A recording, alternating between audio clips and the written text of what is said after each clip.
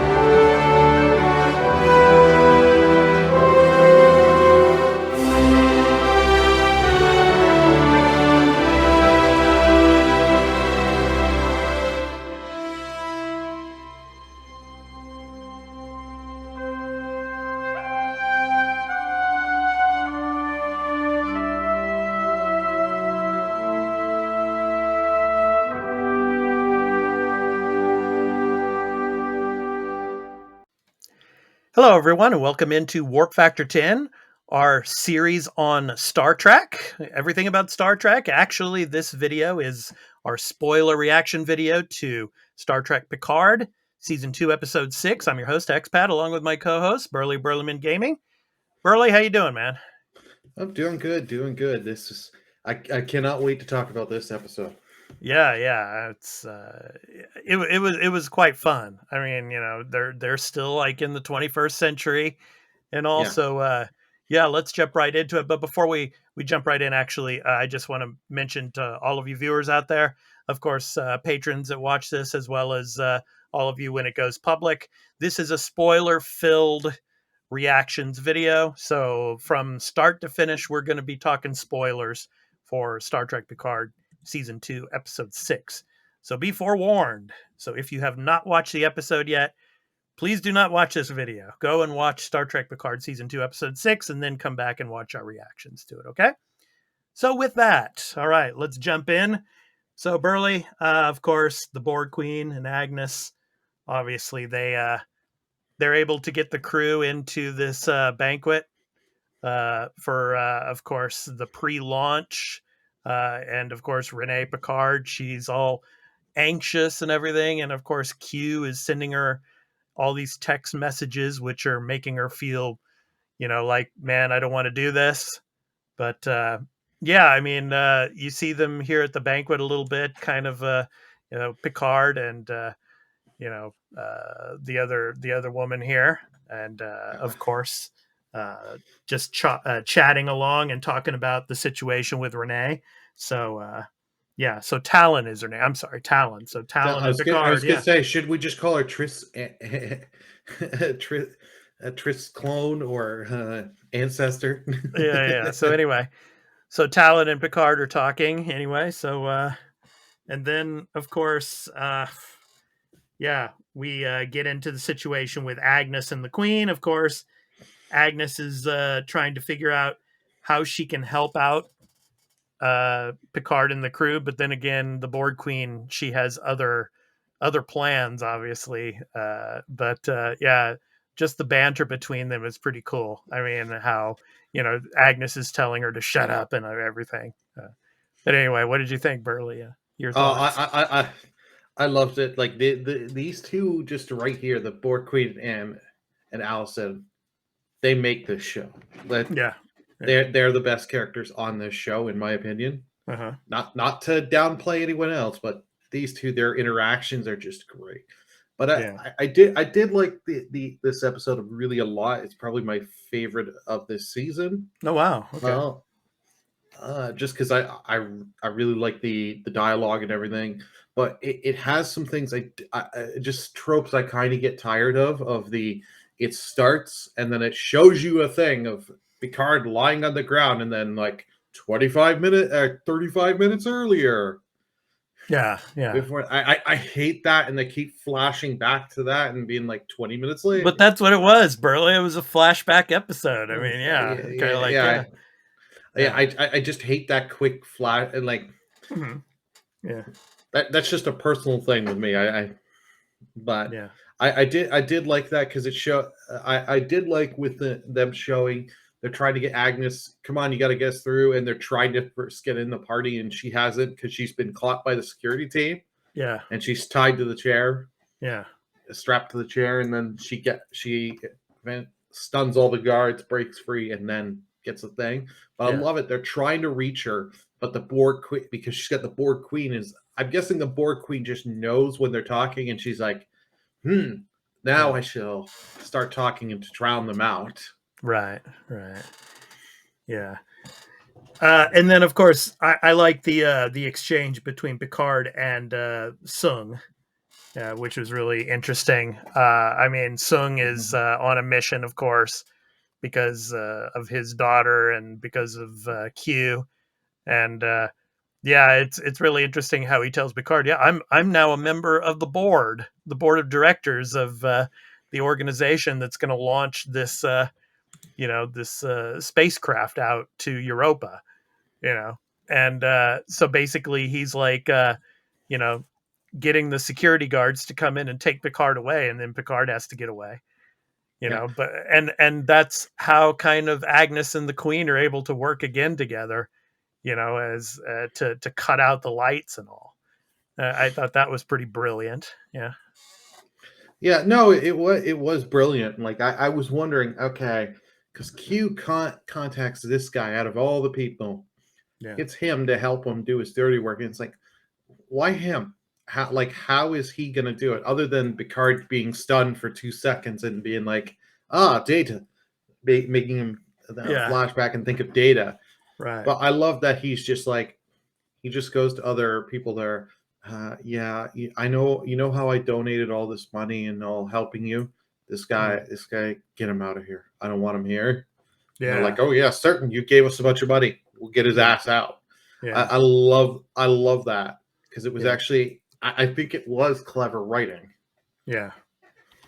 And then, as you were talking about with Allison Pill, I mean, of course, then she comes out on stage here to, to sing, to make another distraction and all.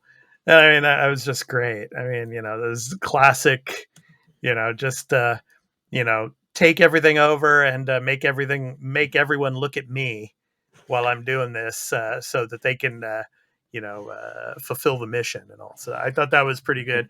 And this was probably one of the last moments before she was taken over by the Borg Queen, because all those endorphins, Mhm. throughout this episode that she was building up, with the singing, and then, going and kissing Rios and all that, that was able to, get the Borg Queen over the top in a sense, and be able to finally completely take over her body. You know, Oh yeah, yeah. Yeah, and you knew that's what it was. You knew that was what the end game was going to be with the Borg Queen. You yeah, knew yeah, she wasn't being nice to her for, just to be like, oh, we're friends, we're going to work together. No, the Borg Queen was doing anything just to right, yeah, distract her while she can take her over. And right, I just love their banter, and I love when she's sitting there at the bar herself and just yeah, sitting there. She's talking to the Borg Queen. You see the one guy looking at her. He's right, like at first smiling because she's pretty lady and all that, and right, then he sees her talk to herself and yelling, and he's like, yeah, no, I'm not gonna go over there. yeah, yeah, yeah. So anyway, with the distraction, that gives Picard a chance to go and talk to Renee. And yeah, it was a really cool exchange between them. But it's like, you think of all these time travel movies and stuff like that, Mhm, even in Avengers Endgame, where they were mentioning all of those different time travel movies and stuff. And, mhm. like in Back to the Future and all, it's like, the time paradox, you can't, run into a family member or whatever, because that could break, the time continuum strand or whatever it was. But anyway, I guess that doesn't apply to the Star Trek series and to Picard here. So, but anyway, he's able to go back there, dressed as like with the security badge and all, and starts to talk to her and starts to mention his mom, like saying to Renee that she would tell me to look up at the stars, and and to dream and all that, and to fulfill your destiny and things like that. And Yeah, that was pretty cool. And one of the things that I wanted to show you, Burley, is I don't know. Have you ever seen the Star Trek series called Enterprise? I've seen clips. I have not actually watched.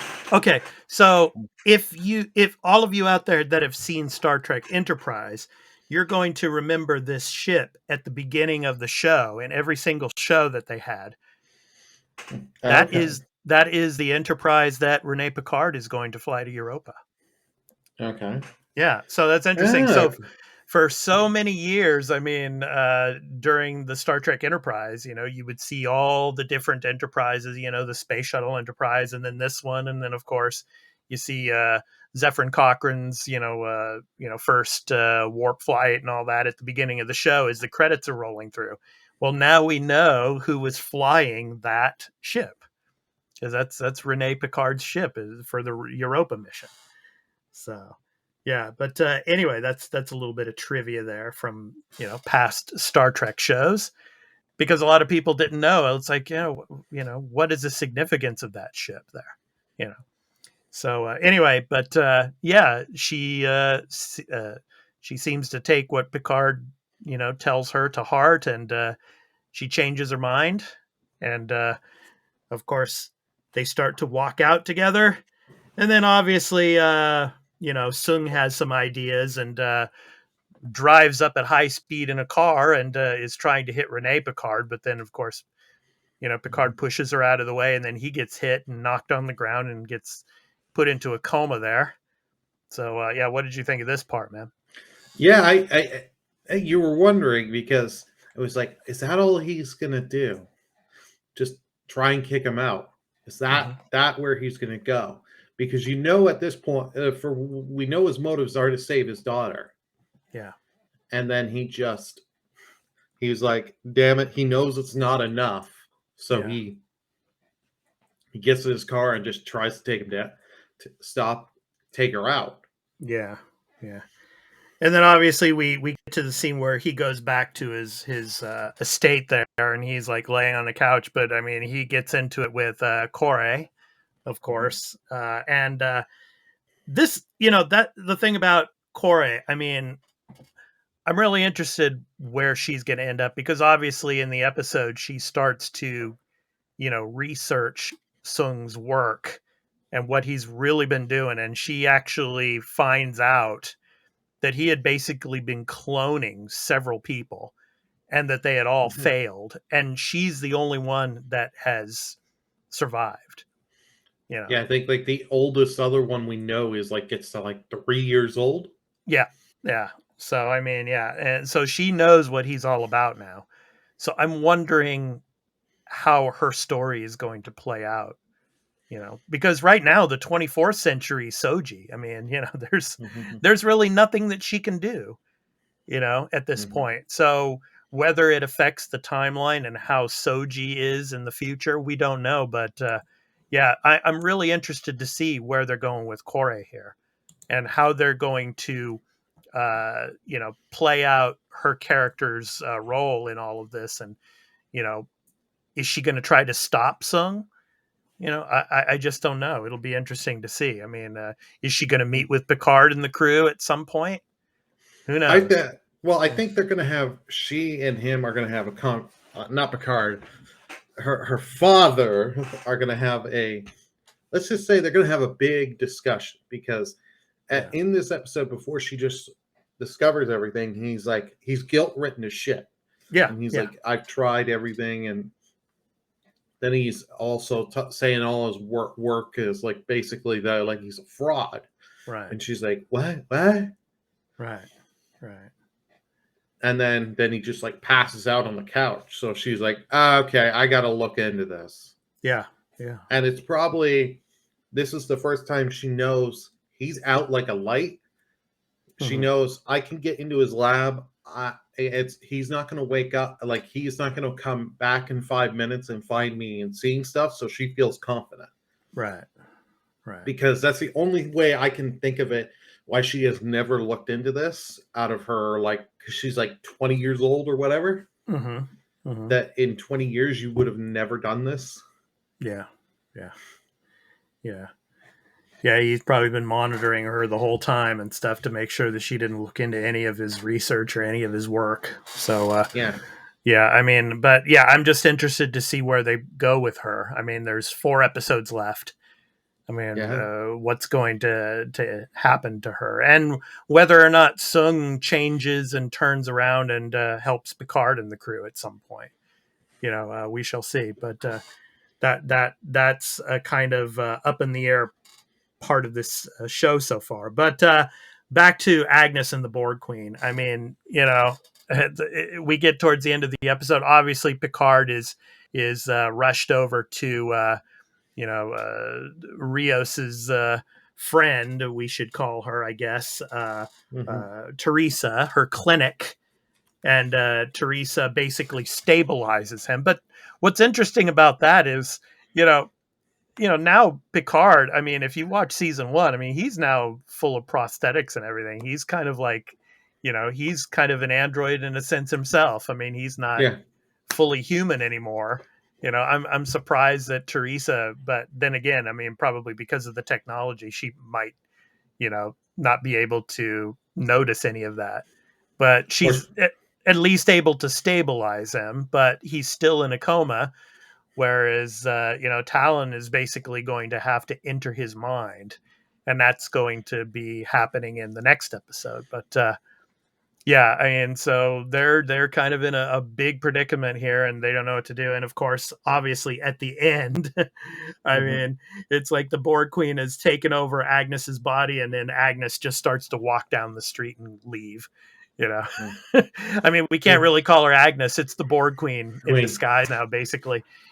Walking right in the middle of the street, going down the street and leaving and to wherever we don't know. But it seems like we've seen from the previews of the next episode, she's going to be walking through some alleys and stuff in some places she probably shouldn't be going. And my question is whether she's starting to assimilating people or not, or if Agnes's body can actually assimilate other people or not. I don't know. But what do you think, man?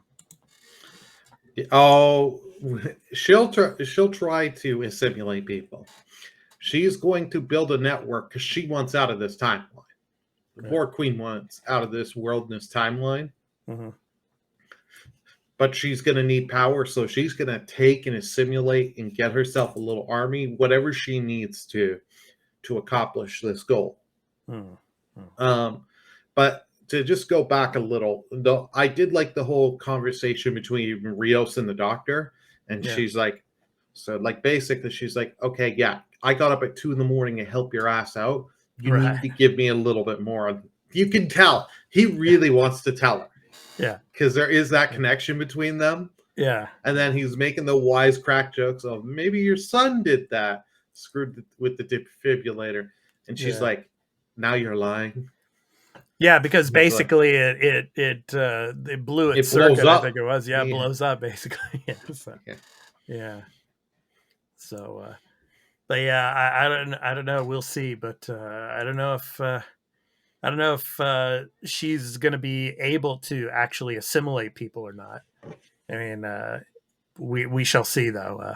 It'll be interesting. But and then I'm wondering if Whoopi Goldberg's going to be coming back, or the younger Guinan character coming back in any way in the 21st century portion that they're in. We shall see. But I think younger Guinan will come back, and then we did get the announcement for season 3 that the full cast from. Well, not the full cast, but a lot of them. Like, you're not getting Will Wheaton is not coming back. Right. But he's busy doing the Ready Room, so I don't know exactly what the situation is with that. Why he's not coming back, I don't know. But yeah. Well, no offense to Will Wheaton. Will's a great guy. I mean, a great actor. So yeah. Yeah. Nobody cared about that character on Star Trek. Nobody cared about Wesley, because anytime you see clips, it's of just him. Shut up, Wesley. Those clips. Let's be honest. You're more caring to see Riker back. You're more wanting to see Troy back. You're more wanting to see Michael Dorn as Worf back. Yeah, but like I still, Burly, I still think it's only going to be like one episode for like 20 minutes at the most. I mean, 20 minutes. 20 minutes. You're gracious. I was thinking more like 5 to 10. Yeah, I mean, because it's Yeah, I don't think the story's gonna have them all together for the whole season or anything like that. So yeah, I don't know. We'll see. Maybe yeah, it's some kind of celebration for Picard at the very end, and they all show up or something. Who knows? Mm-hmm. No idea. But anyway, we're looking forward to episode 7 of Picard season 2. So we're looking forward to bringing that to you all. So yeah. This, of course, will go up to our Patreon at patreon.com/the arena _podcast. It will go up in early access and ad free. And then, of course, after going to Patreon, once it goes public, it will go to our YouTube channel at youtube.com/the arena productions. So please go and check that out when it becomes available. So, yeah, we hope you all enjoyed and are looking forward to episode 7 of Picard season 2. So I've been your host, Expat, along with my co-host, Burly of Burlyman Gaming. So we hope to catch you in the next episode of Warp Factor 10, our Star Trek show that we're doing spoiler reactions to Picard season 2. So we hope to catch you in the next one. So take care, everyone. Live long and prosper. All hail the Borg Queen. Prepare to be assimilated.